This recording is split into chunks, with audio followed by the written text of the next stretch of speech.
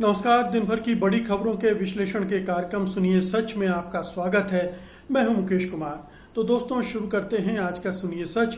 आज की खास खबरों पर नजर डालते हुए, जम्मू कश्मीर पर हो सकते हैं बड़े फैसले। 24 जून को क्षेत्रीय दलों से मिलेंगे मोदी। गंगा जल से बुद्धि शुद्धि के बाद 300 बीजेपी कार्यकर्ताओं की टीएमसी में वापसी। पारस के केंद्रीय मंत्री बनने की अटकलें पेंच फंसा सकते हैं बिहार बीजेपी के नेता। कुंभ मेले में अनजान एजेंसी को कोरोना टेस्टिंग का काम दिया, मचा बवाल। अनलॉक के बाद हाल देखकर एम्स प्रमुख बोले, तीसरी लहर तो आएगी ही। खास खबरों पर नजर डालने के बाद अब वक्त है आज की बड़ी खबरों के विस्तार से विश्लेषण का। इसलिए सबसे पहले लेते हैं आज की सबसे अहम खबर। प्रधानमंत्री नरेंद्र मोदी 24 जून को जम्मू कश्मीर के सभी राजनीतिक दलों के नेताओं के साथ बैठक करेंगे। अनुच्छेद 370 के खात्मे के बाद पहली बार इस तरह की बैठक बुलाई गई है। पीडीपी की अध्यक्ष और पूर्व मुख्यमंत्री महबूबा मुफ्ती ने द इंडियन एक्सप्रेस के साथ बातचीत में इस बात की तस्दीक की है कि 24 जून को होने वाली बैठक के लिए उन्हें नई दिल्ली से फोन आया है। 10 जून को पूर्व मुख्यमंत्री फारूक अब्दुल्ला ने कहा था कि वे केंद्र सरकार के साथ बातचीत के लिए तैयार हैं। इस तरह की अटकलें हैं कि केंद्र सरकार चुनावी प्रक्रिया को शुरू कर सकती है और आने वाले कुछ महीनों में राज्य में विधानसभा के चुनाव भी हो सकते हैं। एनडीटीवी के मुताबिक परिसीमन आयोग ने राज्य के सभी 20 जिलों के उपायुक्तों को पत्र लिखा था कि वे सभी जिलों और विधानसभा क्षेत्रों में जनसंख्या घनत्व के बारे में ताजा जानकारी दें और लगभग सभी जिलों ने ये जानकारी भेज दी है। माना जा रहा है कि 7 महीने बाद होने जा रहे 5 राज्यों के चुनाव के दौरान जम्मू कश्मीर में भी विधानसभा के चुनाव कराए जा सकते हैं, लेकिन ये तभी होगा जब परिसीमन आयोग अपनी रिपोर्ट केंद्र सरकार को भेज दे। तो ये एक पहला बड़ा कदम केंद्र सरकार की तरफ से लिया जा रहा है जम्मू कश्मीर के मुतालिक। हालांकि इसका एजेंडा क्या है अभी ये बिल्कुल भी स्पष्ट नहीं है। ये तमाम क्षेत्रीय दलों को बुलाया है, दिल्ली बुलाया है और मोदी खुद उस बैठक में रहेंगे। ये बातचीत होगी, लेकिन इस बातचीत में क्या प्रस्ताव केंद्र सरकार के तरफ से आएगा और उसे क्षेत्रीय दल स्वीकार करेंगे या नहीं करेंगे, इसको लेकर पसोपेश है, संशय बना हुआ है। एक तो अटकल ये लगाई जा रही है कि शायद जम्मू कश्मीर को पूर्ण राज्य का दर्जा देकर चुनावी प्रक्रिया शुरू करने का एक प्रस्ताव रखा जा सकता है। लेकिन सवाल ये उठता है कि जो गुपकार अलायंस बना है जिसमें राज्य के प्रमुख राजनीतिक दल शामिल हैं, वो क्या इस तरह के प्रस्ताव को मंजूर करेंगे, क्योंकि उन्होंने साफ कह दिया है कि वो धारा 370 की वापसी चाहते हैं। उसका पुराना विशेष दर्जा लौटाया जाना चाहिए और इसके लिए वो संघर्ष करेंगे। अगर इस मामले में वो कोई समझौता करते हैं और फिर चुनाव में जाते हैं तो उनकी किरकिरी होगी और जम्मू कश्मीर, खासतौर पर कश्मीरी अवाम इसे पसंद नहीं करेगी। लेकिन गुपकार अलायंस से 1-2 दल टूटकर अलग भी हुए हैं और जो केंद्र सरकार का साथ दे सकते हैं।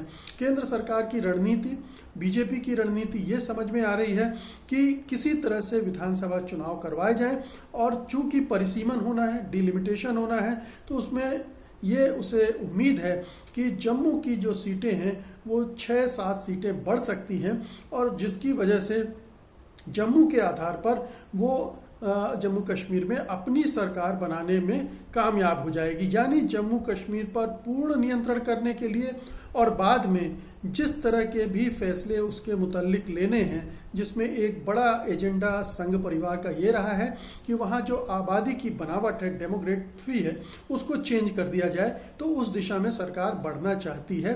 अब ये एक और इस पूरी कवायद का एक पक्ष है कि चूंकि अंतर्राष्ट्रीय बिरादरी में जम्मू कश्मीर को लेकर लगातार चर्चाएं होती रहती हैं, वहाँ किस तरह से लोकतांत्रिक मानवाधिकारों का, बुनियादी अधिकारों का उल्लंघन हो रहा है, दमन हो रहा है, तो उसको ढकने के लिए भी केंद्र सरकार ये एक राजनीतिक प्रक्रिया शुरू कर रही है, जिससे ये मैसेज दिया जा सके अंतर्राष्ट्रीय बिरादरी को कि जम्मू कश्मीर धीरे धीरे पटरी पर आ रहा है।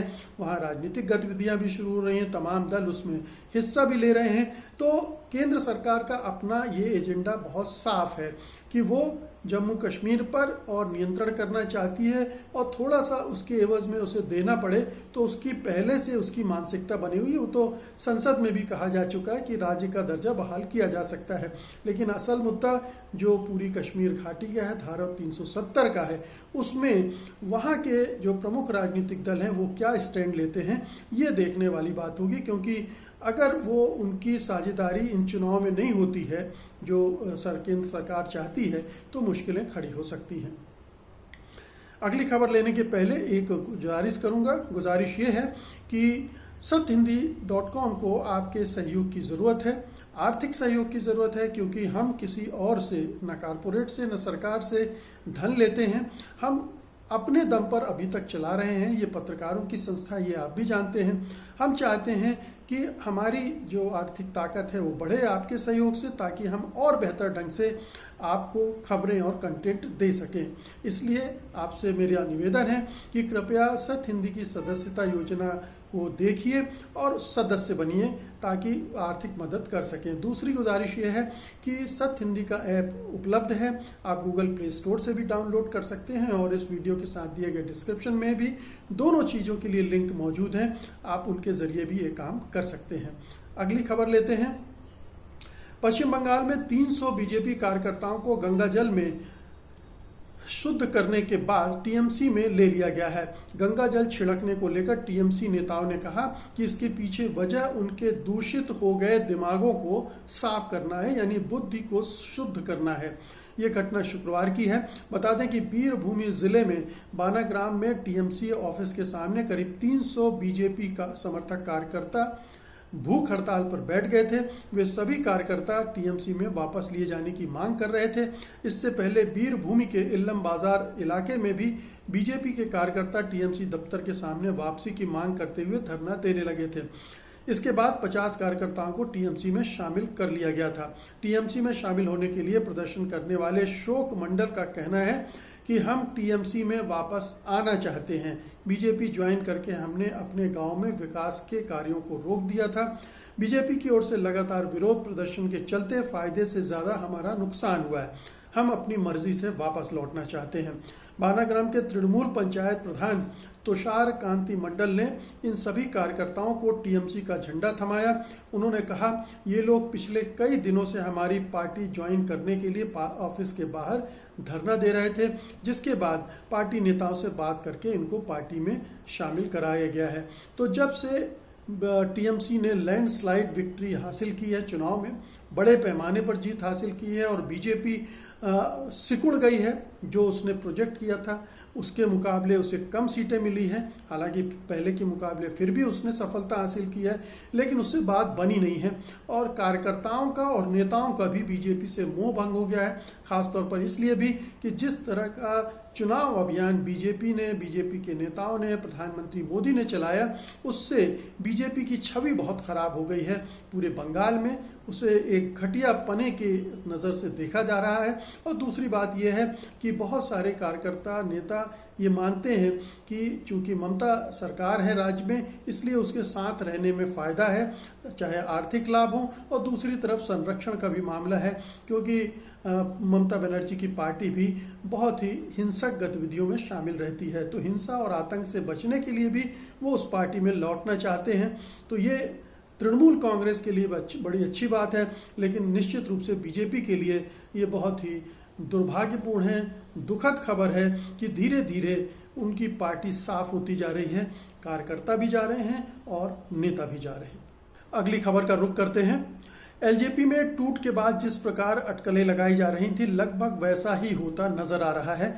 माना जा रहा है कि बागी गुट के नेता पशुपति पारस को केंद्र सरकार में मंत्री बनाया जा सकता है और अब इस बारे में खुद पारस ने ही संकेत दिए हैं।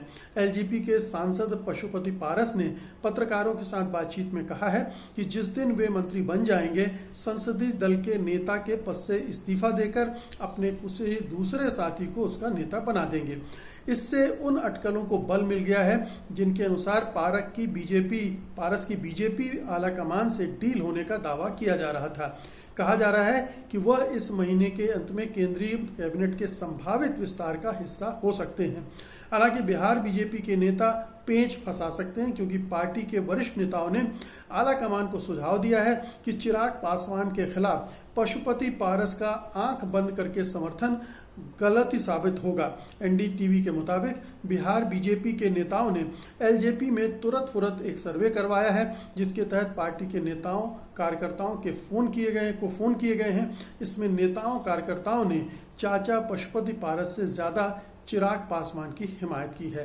तो बीजेपी को अब ये पशुपति पारस ना निगलते बन रहा है ना उगलते बन रहा है। उसने चिराग पासवान को रास्ते से हटाने के लिए या चिराग पासवान को कमजोर करने के लिए पशुपति पारस पर दांव लगा दिया है। लेकिन पशुपति पारस की वो लोकप्रियता नहीं है, वो दलितों में वो पैठ नहीं है, वो उनकी छवि नहीं है। उनको वो रामविलास पासवान का वारिस नहीं मानते हैं, वारिस मानते हैं वो चिराग पासवान को। इसलिए जो बीजेपी के स्थानीय नेता हैं बिहार के, वो ये महसूस कर रहे हैं कि पार्टी को पशुपति पारस के साथ जाने के बजाय चिराग पासवान के पास रहना चाहिए। लेकिन जो हाईकमान है वो पहले ही फैसला कर चुका है पशुपति पारस को के साथ जाने का। अब ये राज्य इकाई और केंद्रीय नेतृत्व, इन दोनों के जो निष्कर्ष हैं वो आपस में टकरा रहे हैं। ये तो जाहिर है कि राज्य इकाई केंद्रीय नेतृत्व से टकराहट मोल नहीं ले सकती है, लेकिन अपना असंतोष, अपनी असहमति वो जाहिर कर रही है। ये अब अगर पशुपति पारस के साथ मोदी और शाह ने ये डील की है कि ये पार्टी तोड़ने के बाद उनको मंत्रिमंडल में जगह दी जाएगी और इसमें जेडीयू की भी सहमति शामिल है, तब तो ये होगा ही। लेकिन इसका बीजेपी को राज्य में नुकसान हो सकता है, क्योंकि वो वोट बैंक जो उसकी मदद करता रहा है, दलित वोट बैंक, वो पशुपति पारस के साथ नहीं है, वो चिराग पासवान के साथ है। तो अभी इस पूरी जो एलजेपी की टूट फूट है, उसके अभी बहुत सारे पहलू खुल रहे हैं। और ये भी है एक कि पार्टी मानती है कि पशुपति पारस को अगर आप साथ दे भी रहे हैं तो चिराग पासवान से उतनी दूरी न रखी जाए, उनको भी अपने साथ जोड़े रखने की व्यवस्था की जाए। तो एक स्तर पर ये प्रयास भी चल रहे हैं। लेकिन अब ये चिराग पासवान को तय करना है कि जिन्होंने उनके सामने से और पीछे से दोनों तरफ से छुरे भोंके हैं, उनके साथ रहना है या अपनी कोई नई धारा बनानी है या उन दलों के साथ जाना है जहां उनके दल को और मजबूती मिल सकती है और वो अपनी पार्टी को नए सिरे से खड़ा कर सकते हैं। अगली खबर लेंगे। कुंभ मेले के दौरान कोरोना की फर्जी टेस्टिंग के मामले में एक नया मोड़ फिर आ गया है। जांच के दौरान पता चला है कि एक अनजान एजेंसी को टेस्टिंग का कॉन्ट्रैक्ट दिया गया था। इसका नाम मैक्स कॉर्पोरेट सर्विसेज है। शुरुआत में इसे हरिद्वार के जिला स्वास्थ्य विभाग ने टेस्टिंग का कॉन्ट्रैक्ट देने से इनकार कर दिया था। इसके पीछे वजह यह थी कि इसे Indian council for medical research यानी ICMR से मान्यता नहीं मिली है। लेकिन अचानक ही इसे कुंभ मेले के स्वास्थ्य प्रशासन ने इस काम के लिए चुन लिया। वजह यह थी कि मैक्स कॉर्पोरेट सर्विसेज ने इसके लिए ICMR से मान्यता प्राप्त 2 लैब से सब कॉन्ट्रैक्ट कर लिया था। इन दोनों लैब यानी प्रयोगशालाओं के नाम लाल चंदानी लैब्स और नलवा लैब्स हैं। राज्य सरकार के स्वास्थ्य विभाग ने मैक्स कॉर्पोरेट सर्विसेज, लाल चंदानी लैब्स और नलवा लैब्स के खिलाफ FIR दर्ज करवा दी है। सवाल यही है कि मैक्स कॉर्पोरेट को तो ICMR से मान्यता नहीं मिली थी और उसके पास टेस्टिंग का कोई बड़ा अनुभव भी नहीं था। ऐसे में उसे कैसे टेस्टिंग का काम के लिए चुन लिया गया। तो बहुत साफ है कि इस तरह का इतना बड़ा कॉन्ट्रैक्ट अगर दिया गया है तो इसमें राजनीतिक स्तर पर कहीं ना कहीं कोई फैसला हुआ है, या तो राज्य के नेतृत्व के स्तर पर हुआ है, मुख्यमंत्री या जो जिम्मेदार मंत्री है उनके स्तर पर हुआ है, या फिर केंद्र के किसी बड़े नेता मंत्री के इसमें दखल हो सकती है कि इस फला कंपनियों को ही ये ठेका दिया जाए। और उसके इस सब के बावजूद कि ना तो उसको इसके अनुभव था, ना ICMR ने उसको मान्यता दी थी, उसको ये ठेका दे दिया गया और ये उस कंपनी ने 1 लाख फर्जी ठेके किए। उसका नतीजा आप समझ सकते हैं कि अगर फर्जी टेस्ट हुए हैं तो बहुत सारे लोग जो कोरोना पॉजिटिव रहे होंगे वो इसकी पकड़ में नहीं आए होंगे और वो कोरोना पॉजिटिव खुद तो अपनी जान गंवा भी बैठे होंगे बहुत सारे, और उन्होंने पूरे देश भर में जहाँ जहाँ वो गए होंगे उन्होंने कोरोना फैलाया होगा। तो उसकी जिम्मेदार कौन है? ये राज्य सरकार है, वो जो लोग जिन्होंने ये फैसला किया है। और ये एक तरह का आपराधिक फैसला है, एक तरह से इसको आप कह सकते हैं कि ये नरसंहार कराने वाला फैसला है, क्योंकि इतने बड़े पैमाने पर इतनी बड़ी चूक और घपला हो, वो भी राज्य स्तर के नेतृत्व के स्तर पर, तो इसे बख्शा नहीं जाना चाहिए। जो जिम्मेदार लोग हैं उनको सजा होनी चाहिए, जांच होनी चाहिए। और मेरा मानना है कि न्यायालय को इसका सुओ मोटो संज्ञान लेना चाहिए और इस पर कार्रवाई करना चाहिए, जांच बिठाकर। इसे बख्शा नहीं जाना चाहिए, क्योंकि ये बहुत बड़ी आपराधिक लापरवाही है और करप्शन है। आज की अंतिम खबर लेते हैं। कोरोना संक्रमण की जिस तीसरी लहर की आशंका जताई जा रही है, उसको लेकर अब आयुर्विज्ञान संस्थान यानी एम्स के निदेशक डॉक्टर रणदीप गुलेरिया ने ही कह दिया है कि वो तो आएगी ही, यानी तीसरी लहर को टाला नहीं जा सकता है। उन्होंने तो ये भी कह दिया है कि ये 6 से 8 हफ्ते में आ सकती है, यानी 1.5 से 2 महीने में आ सकती है।